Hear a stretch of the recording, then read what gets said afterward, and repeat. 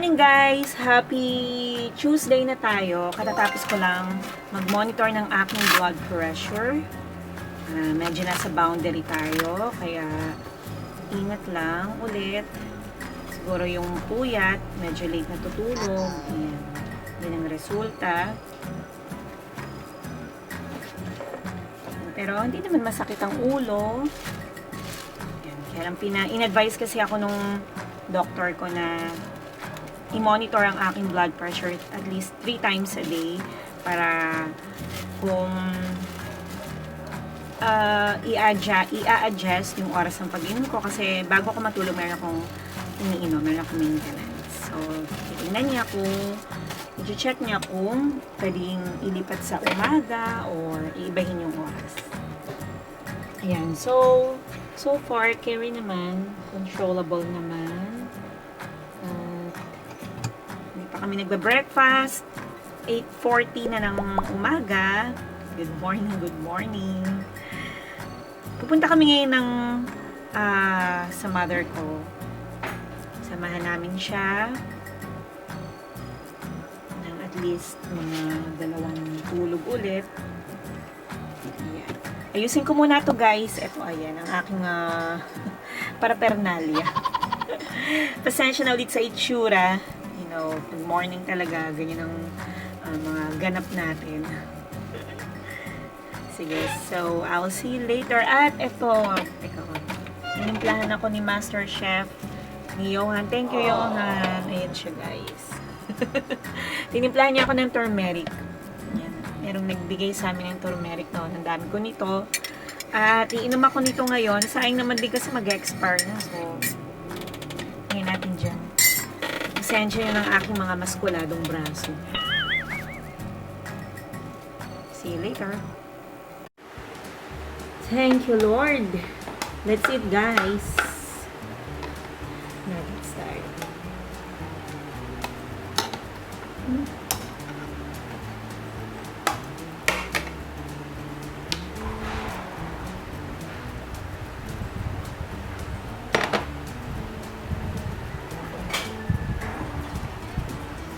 Good morning, Kuya. Good morning. Ayan, si Johan. Kaya nga. Naghahanap ako dito. Hinahanap mo.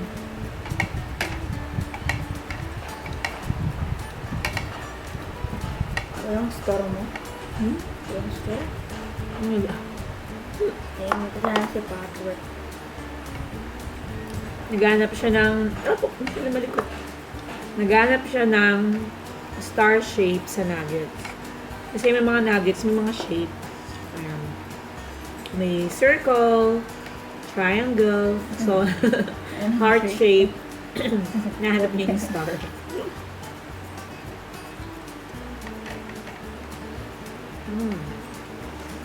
Meron pang natirang munggo kagabi. Yes na.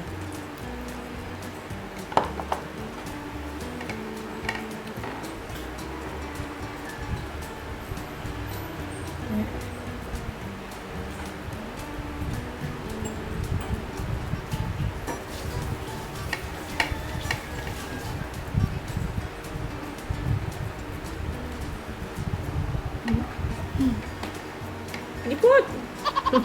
Mami, Namuli. anong shape? Heart shape. Ang buo. Yes, censored na guys. Usin na muna namin. Tapos na kaming kumain guys, and it's cleaning time. Ito ang aking mga alaga, mga masisipag na alaga. Ayan, naglilinis sila. Diba? Ayan si Master Chef. Andun na si Kuya. And so, madali naman silang utusan. Kasi ako ay, aalis kasi kami ngayong araw na to, so kailangan maghabol kami sa oras. Nahabol namin yung oras. Meron pa akong script na kailangan tapusin, so kailangan magtulungan kaming 3. Yan, so cleaning time muna sila dyan. Sila na rin ang nagmap ng sahig. Yan, habang ako ay nag-check ng ibang vlog. Ayan. Sino to? Bodo Girl Vlog. Bodo Girl Vlog. Yan. So, ako ay mag-ano muna. Gagawa ko ng pipino. Inom ako. Kasi 10 o'clock na para ma-refresh lang tayo. This is my daily vlog.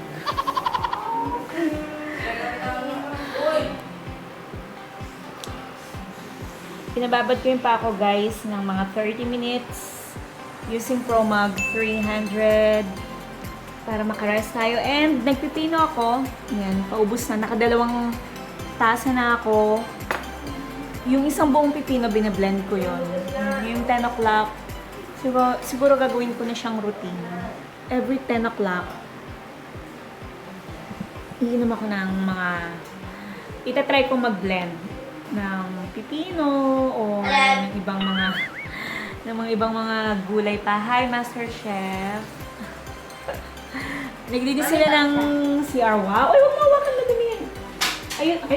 Ayusin mo. Ganun. Yan, hinagis niya yung brush.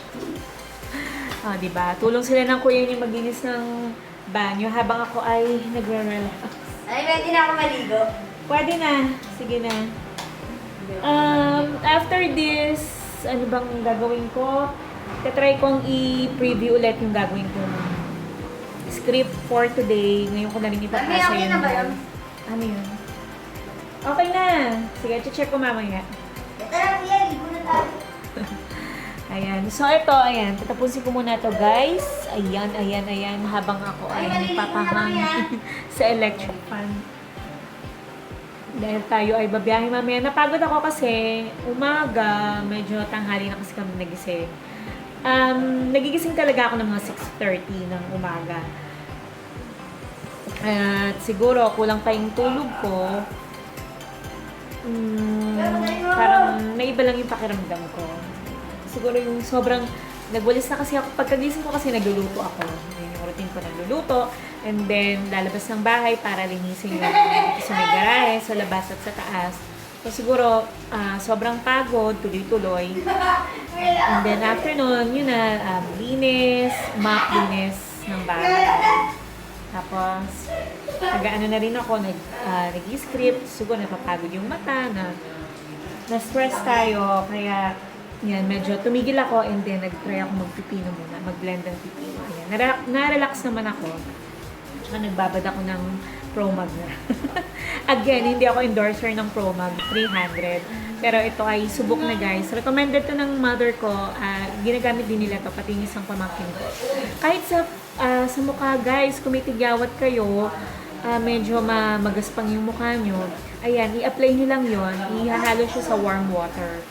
And yun na, ayos. Kumbaga, makikita nyo ang resulta. Agad-agad. Ayun. Sige, so mag-ano muna ako dito guys. Babad muna ako ng paa. See you later. Hello. Unboxing time! Meron siyang in-order guys. At sobrang excited ng batang yan. Ano ba yan? Lakad. Sige na. Nag-order siya online. Ano pa to birthday pa niya. So, nung July 6 pa to. Siya na yung nag-order, guys. Gusto daw niya ng, ewan ko kung ano to. Pangalawang order niya na to. Ayan. So, gusto niyang ipakita sa inyo kung ano yan. Ano ba yan? Mahirap atang buksan yan eh. Ayun! Ay, wala pala. Wala ka. Ba to? Ito na yun ma. Okay. Ito na yun. Well, open mo. Lalagyan ng earphone? Earpod. Earpod? Earpod case? Sige nga, open natin. Pakita natin sa kanila. Sige, i-ano mo siya. Nagagawa ko ng script, guys. At yan, inistorbo ko. May tumawag sa bahay. Sa labas at nandiyan na nga daw yung order niya. So, eto na. Ayan na siya. Busy. Excited ang bata. Ito. Ayan. Ay, nahulog na. Nahulog. Oh, dito. Patingin nga, anong itsura niya? Paano siya ilalagay sa... Ano yan? Ano ba yung Sige, patingin na lang, patingin. Yan, okay. So, ito siya. Oh, diba? Ang cute. Spam. Ayan. Malaki pala siya. Akala ko maliit lang. Okay, bye-bye! Yun lang. Ito lang gusto niya i-share. Happy? Happy ka na? Oh, yun yung inaabang-abangan niya. Teka. Sige guys, babalikan ko yung aking trabaho. Pinapanood ko yung preview ng gagawin kong script. Ito siya guys. Later. Isa tas dalawa po.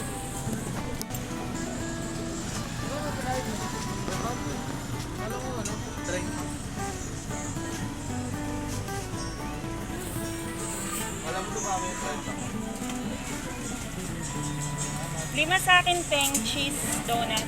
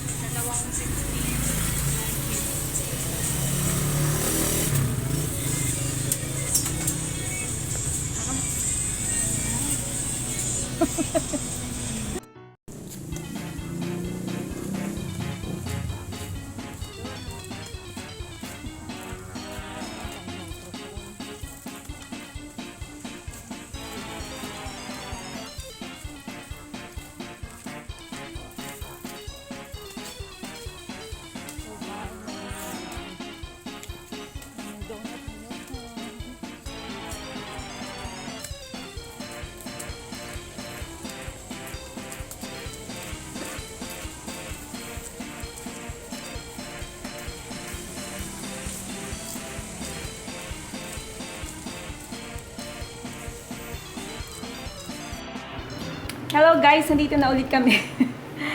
Ayan. Bumili kami ng cheese donut again. Favorite namin. Tsaka, tatry namin tong isa, chocolate donut. Ayan. Super sarap guys. At si Kuya, enjoy na enjoy. Ayan, nagpabili pa sila ng, ano to? Choco Milo. Dito lang din namin sa taas binili yan. Ako tubig na lang. Kasi, di ba nakita nyo naman ang haba ng nilakad na kanina. Hindi, sa labas lang yun ang subdivision, guys. Malapit lang. At ayan, ang taran, cheese, donut. Hindi ko alam kung gaano kalinaw. Wrap. Super lambot. Ano sabi ko lang, ang lambot-lambot ng tinapay. Ako matamis siya. Naman isa. Ay, kasi yung plastic. Nalipad.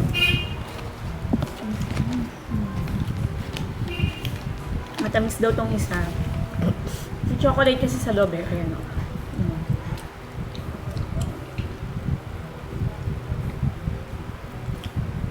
Malambot din yung tinapay.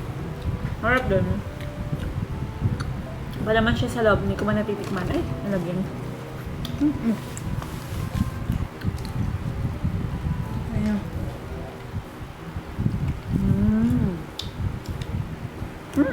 Nakumahan ako. Solve! May pang cheese. Akin lang yan. Kalahati. Half lang.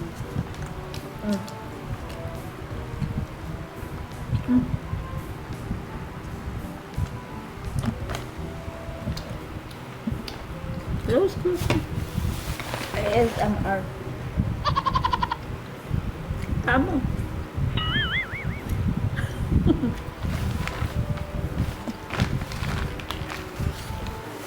Okay, kuya?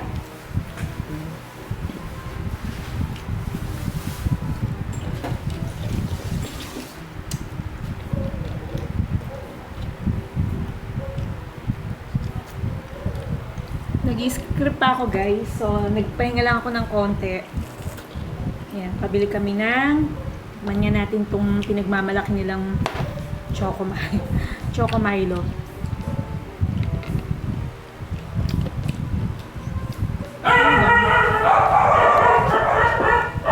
Ayan na naman namin mga aso.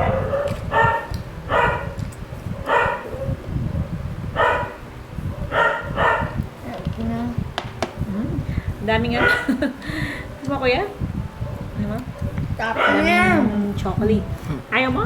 Ako. Ayaw niya. Ang blong kamay. Naipon kasi yung chocolate sa ibabaw. Para naman ang lasa yung tinapay. Saka, yung tinapay nila para ng lasa. Harap. Hindi magalala. Malinis na yung kamay ko, guys. Busin ko na muna ito. Hello! Good evening, guys! Hi, Johan.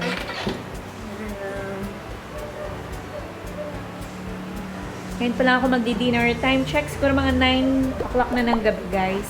At katatapos ko lang mag-script. Tapos na. So, kakain na ako. Nakaramdam na ako ng gutom. Ayan, patin ko muna yung ilaw. Kain tayo, guys. Kanina, puro tayo kain ngayong araw na to. Kanina, merienda. Ngayon naman, magana tayo. Magdi-dinner na ako. At ang saya, ang sarap ng feeling, sakit sa likod. Kuya, kamusta ka dyan? Uy, kaninang damit yun ang kalat ng bahay ngayon. Tingnan niyo yung mga ibabaw, guys. Ang gulo. Sige, ligpitin muna. Kumain na sila. Pinauna ko na sila kasi nga may ginagawa ako kanina. At nasira yung charger ko. Ay, nagpapabili na naman ng charger. Ang batang makulit. Asa na yung walang sausawan? Kain muna ako, guys. A few moments later.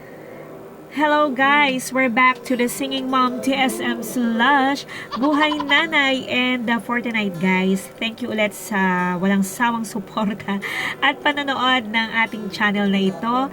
Again, syempre, bago ko tapusin ang vlog na ito, another beautiful verse from Romans 12:11. Ang sabi po dito, do not be lazy but work hard, serving the Lord with all your heart. It's important to serve other people at yan yung sinasabi sa Bible ng paulit-ulit, no? Serve other people.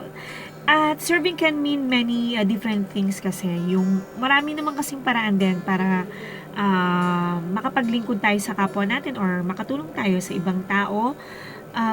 Sa simpleng paraan, no, para dun sa mga kabataan, para sa mga bata na nanonood ng channel na to, you can help your mom clean the house, no? Napakasimple. Kaya-kaya natin gawin yan. So, number 2, pwede nating tulungan yung mga classmates natin or yung mga friends natin sa homework nila. Kahit na naka-online tayo, may paraan pa rin para matulungan natin sila. And ano pa ba? Pwede tayong mag-participate in a fundraiser for a special cause, no? Maraming mga organizations na pwede naman nating salihan at mag-active tayo doon, no? I-extend natin ang tulong doon.